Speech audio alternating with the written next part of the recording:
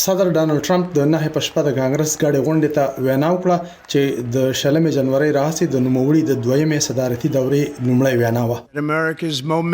امریکا بیا په حرکت کې راغله، زموږ جذبه بیا تازه شو، زموږ ویاړ بیا ژوندی شو، زموږ اعتماد بیا په ځای شو او د امریکا د ترقۍ خوب د نور کلا په پرتله ډیر روښانه او پراخه شو. خو 15 منټه لا تیر نو چې د ټکساس نه د ډیموکراټک ګوند غړي آل گرین په ټرمپ پسې چغې وهل پیل کړل چې د میډیکیډ انشورنس د ختمولو لپاره ورته رای نه دی ورکړل شوی، کوم چې د غریبو خلکو د درملنې حکومتي پروګرام دی.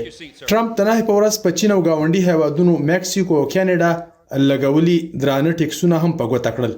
د امریکای دغه دریو لوی کاروباري ملګری هیوادونو لخوا د غبرګون دړکې هم شوي چې د تجارتي جنگ لویری اقتصادي مارکیټ زپلې ده.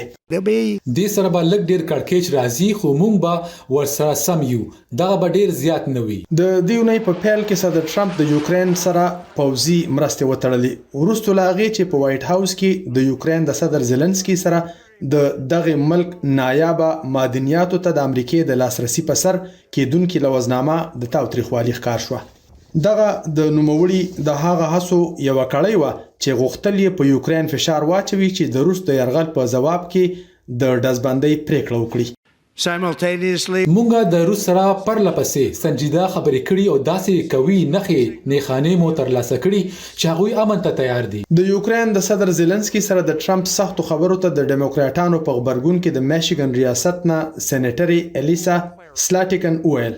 And that scene in the Oval Office. په اوول افیس کې دغه منظر د ریالټي ټي وی یو خراب قسط نه بلکې دغه د ګرد نړۍ لپاره د ټرمپ یو پوره تګلاره و.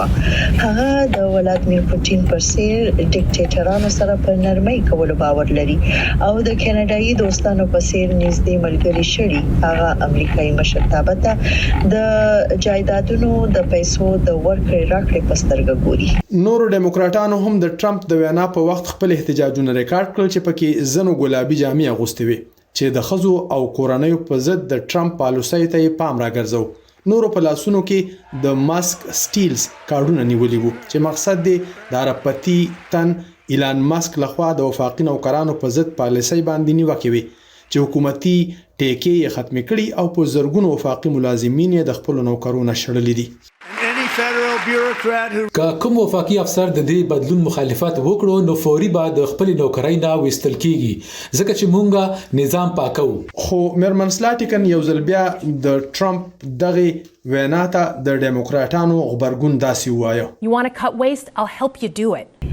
که تاسو خراب خلک وباسي زه در سره مرسته وکړم، خو دغه بدلون د خلک ورختا یا غیر محفوظ نه کړي بغیر له سوچ هغه خلک د خپل نوکرونو شړل چې زموږ جوهري وسلې ساتي یا جهازونه د جنگیدلو نه بچ کوي یا د کانسر په مرض پلټنه کوي او بیا 2 ورځې پس هغوی بیرته غستل. داسې کار به یو مشر مونږ کړي تر څو یې پوره معلومات نه وي راټول کړي. ټرمپ په جنوبي پوله د غیر قانوني کډوالو د کمیدو علت هم په خپل کامیابی وبله. میډیا او زموږ د ډیموکراټ ګوند دوستان بیا دا وایي چې د پولو د خوندي کولو لپاره ورله قانون سازي پکار ده، خو ثابته ده شو چې د دې کار لپاره نوې صدر پکار وو.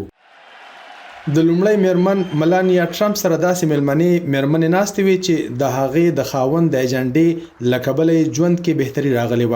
په دوی کې هغه مبارزه هم ناسته و چې د خزو په لوبو کې د نرخزیانو د برخه اخیستلو مخالفه ده او د هغه خزې د کورنۍ غړي هم څوک چې د یو غیر قانوني کډوال د لاسه وجل شوی و.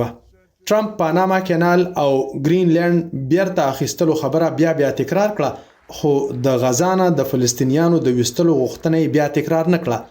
هغه 1 غنټه او 40 منټه وینا وکړه چې کانګرس ته تر ټولو اوږده صدارتي وینا و. د پیټسی ودا کسواره د پاره بختور شاه، وایس اف امریکا دیوا، واشنگټن ډي سي.